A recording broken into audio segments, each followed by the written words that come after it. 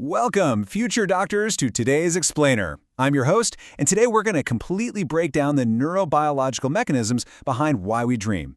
As neuroscientists and clinicians, we're going to bypass the mysticism that surrounded this topic for literally millennia. Instead, we're going to treat dreaming exactly like a universal physiological symptom that we need to actively diagnose.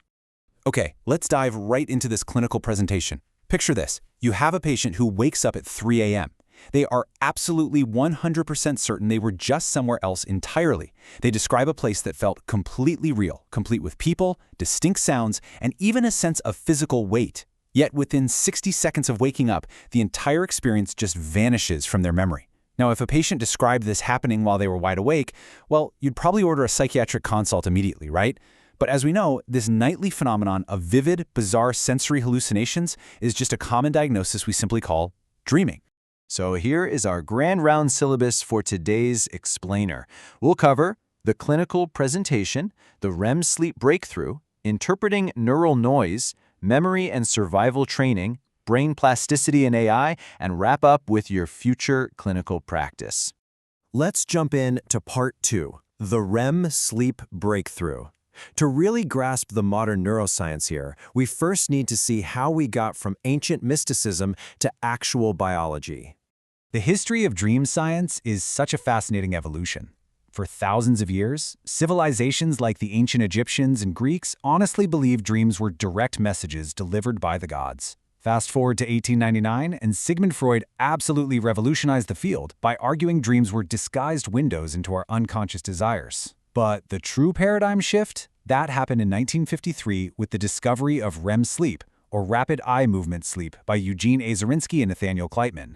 They noticed that when a sleeper's eyes darted rapidly beneath their closed lids, their brain activity spiked to levels that looked almost identical to being awake. And when woken during this specific phase, subjects almost always reported having vivid dreams. This was a massive deal. It finally gave dreaming a biological address, proving it wasn't just some abstract psychological concept, but a deeply physiological process. Now, before we leave the psychological era completely behind, we really should contrast Freud's deeply backward-looking focus on repressed childhood desires with his student Carl Jung's forward-looking theory. Modern neuroscience has mostly moved past Freud's ideas of disguised universal symbols, for sure, but his core insight that dreams reflect our emotional concerns definitely still holds weight. Jung actually took this a step further, suggesting dreams use archetypes from a collective unconscious to guide our ongoing psychological development. And as you'll see later in your careers, these early frameworks still hold immense value in modern therapy and depth psychology. All right, moving on to part 3, interpreting neural noise. Let's transition away from early psychoanalysis and get into some pure, hard neurology with our first modern biological model. What's really wild about the activation synthesis hypothesis is just how incredibly blunt psychiatrists J. Allen Hobson and Robert McCarley were when they dropped this theory in 1977. They essentially looked at the data and argued that dreams mean absolutely nothing at all. Nothing. They proposed that dreams are merely your forebrain's desperate attempt to make narrative sense out of completely random electrical noise firing up from the brainstem during REM sleep. So the crucial takeaway here is understanding the actual mechanics behind why dreams are so utterly bizarre.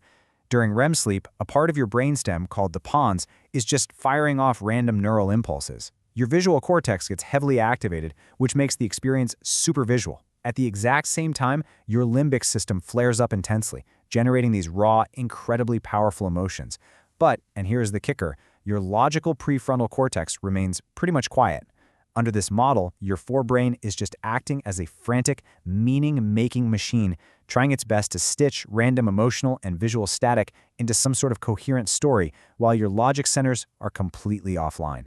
Think of it like your brain trying to hear a beautiful, complex symphony when someone is actually just mashing random piano keys. Let's shift gears to part 4, memory and survival training. Moving away from the random noise idea, our next two theories argue that dreaming actually serves critical evolutionary functions for human survival. Our first functional theory here is memory consolidation. I want you to think of this as the brain doing its nightly biological filing. Researchers at places like MIT and UC Berkeley have found that dreams serve to organize all the mental images we experience, while the system sorts, stores, and regulates emotional traffic from our waking bay.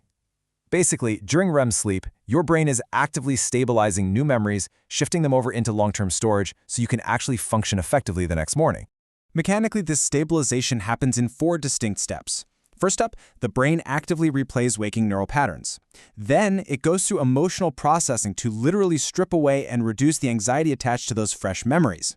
Next, it extracts patterns to find relationships. And finally, it reorganizes those memories to fit perfectly into your existing knowledge frameworks. This whole biological process perfectly explains why sleep deprivation so severely impairs a patient's ability to learn new skills. If you strip someone of REM sleep, you are directly degrading their ability to process complex emotions. Now, chew on this striking statistic for a second as you evaluate dream content. Roughly 66% of recurrent dreams contain threatening events. In fact, fear and anger are the most common emotions we experience in our dreams. That represents vastly more danger than any of us actually face in our modern daily lives, which perfectly sets up our next major neurobiological theory. This data leads us straight to Finnish neuroscientist Antti Revonsuo's evolutionary angle. Your brain isn't just tormenting you with nightmares for fun, it is actively training you. According to the threat simulation theory, the brain runs ancient survival simulations while you're sleeping safely in your bed. During human evolution, our ancestors faced constant, real physical dangers, so the brain evolved to use sleep time productively to rehearse threat perception and escape behaviors. It's basically a biological fire drill, and this brilliantly explains why traumatized children experience vastly more intense and severe threat simulation dreams. Their biological defense systems have been heavily activated by actual real-world events. Okay, part 5, brain plasticity and AI. Let's look at the absolute cutting edge of dream science, where we actually start viewing the brain through the lens of modern computer science. Because the human brain is highly plastic, sensory areas are constantly in a fierce do-or-die competition for neural territory. Stanford neuroscientist David Eagleman proposes what he calls the defensive activation theory. He suggests that because the visual cortex receives absolutely zero input from the eyes during the extended darkness of night, it literally has to defend its territory using REM sleep activation. If it didn't fire up, it could quickly be appropriated by other sensory systems, like hearing or touch. So, in this view, dreaming is quite literally a biological screensaver keeping the visual cortex online. This brings us to a mind-blowing concept, perfectly summarized by neuroscientist Eric Hole. He noted, "It is the very strangeness of dreams in their divergence from waking experience that gives them their biological function." This insight actually borrows directly from artificial intelligence research regarding deep machine learning. Hazel introduced the overfitted brain hypothesis. Think about it like this. Just as AI developers have to inject corrupted, random data to stop a neural network from simply memorizing its training data, a huge problem in computer science called overfitting, your brain does the exact same thing. Our repetitive, boring daily routines risk making our brains way too specialized and rigid. To combat this, your brain uses the bizarre, hallucinatory, corrupted nature of dreams to prevent you from becoming too cognitively rigid. It injects noise to force the brain to generalize and stay flexible, preventing you from becoming overfitted to your mundane daily commute. It's an incredible biological workaround. Finally, part 6, your future clinical practice. As future clinicians, the big takeaway here is that none of these theories are mutually exclusive, and they absolutely all impact modern patient care. Synthesizing this differential diagnosis really highlights how the brain is a complex organ performing multiple physiological tasks at once. Just like sleep simultaneously handles immune function, physical restoration, and hormone regulation, it's highly likely that dreaming serves all of these neurological functions at the same time.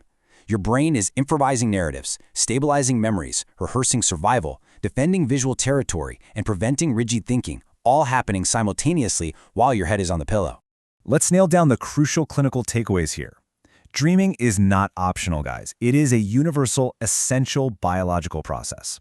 We know for a fact that REM deprivation actively causes irritability and emotional dysregulation. We also know that trauma significantly intensifies threat simulation dreams, which is something you're going to see a lot in your practice. You also need to be hyper-aware that certain medications, like SSRIs, actively alter a patient's dream architecture. Whether you're treating traumatized kids dealing with intense night terrors or managing a patient's emotional dysregulation because of REM deprivation, understanding these underlying mechanisms is absolutely vital for you to provide comprehensive patient care. The quest to fully decode human consciousness is definitely still ongoing, but knowing that the brain spends 2 solid hours every single night engaged in this vital evolutionary work completely reframes how we should view sleep. It isn't just some passive pause in consciousness, it is an active, highly critical biological state. And that leaves us with one final essential question to ponder as you head into your clinical rotations. How exactly will this knowledge change how you treat your next sleep-deprived patient? Thank you so much for joining me for this Explainer, Future Doctors. I genuinely hope you take these insights directly into your practice.